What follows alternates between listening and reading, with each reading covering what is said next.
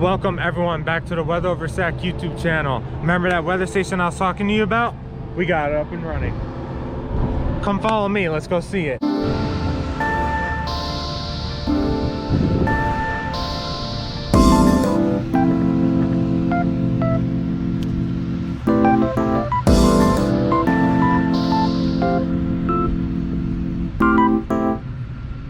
So as you can see, it's running beautifully. This video is going to be about showing you guys the process that the WeatherOverSTAC team took to get this up and running. If you have any questions, we will be providing our Gmail, which is weatheroverstack@gmail.com. We'll also be providing our social media in the description, as well as the email. Make sure you hit that like and subscribe button. Let's get to it. Hi everyone. In this video you can see us installing the anemometer onto the aluminum pole. The anemometer looks like a mini windmill with cups on it. In order to do this, of course, you need to install an 8 to 10 foot pole into the ground, preferably on a flat surface that isn't heavily obstructed by large buildings or other structures to properly measure the wind. We secured our pole by digging a hole that was deep enough to stabilize it, which is about 1 to 2 feet, filled the hole with concrete, and let it set for 24 to 48 hours. Now back to the anemometer. The anemometer should be mounted at the top of the pole and facing true north. It is very important that it faces true north and not magnetic north, as those are two different directions. We used a website to determine our magnetic declination, and you can find the link for this in the description below. Please note that the website is only supported on mobile devices and not PCs.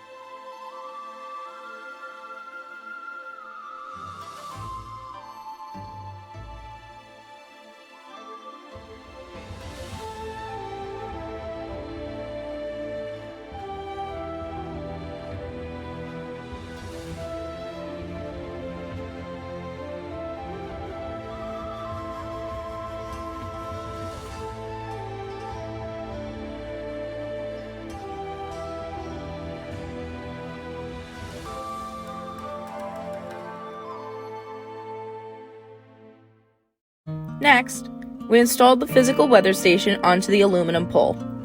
When you try to carry out this step, make sure that you have an extra set of hands or two to help you, because it is very difficult to do alone. In order to attach the weather station to the pole, we first needed to carry out both the weather station and the rain funnel outside, along with the included hardware. Before attempting to mount the weather station, we installed the bird spikes onto the rain funnel, which is optional but highly recommended in order to prevent birds from using your weather station as a public restroom. Once that was complete, we reopened the magnetic declination website to determine magnetic south and held up the weather station against the pole, pointing the solar panel in that direction. One team member who had both hands available then took the U-washer and threaded it through the designated holes on the backside of the weather station. They then began fastening the threaded weather station to the pole using a locking washer, and hex nut on each side in that order. We then all slowly began releasing our hands from the weather station, making sure that it was secure enough to hold on its own before we fully fastened it to the pole with a wrench. You want to make sure to take your time and be careful during this step because you don't want your weather station to be lopsided. Ours was not straight on the first go, so we loosened one side and tightened the other side to get it to sit level on the pole.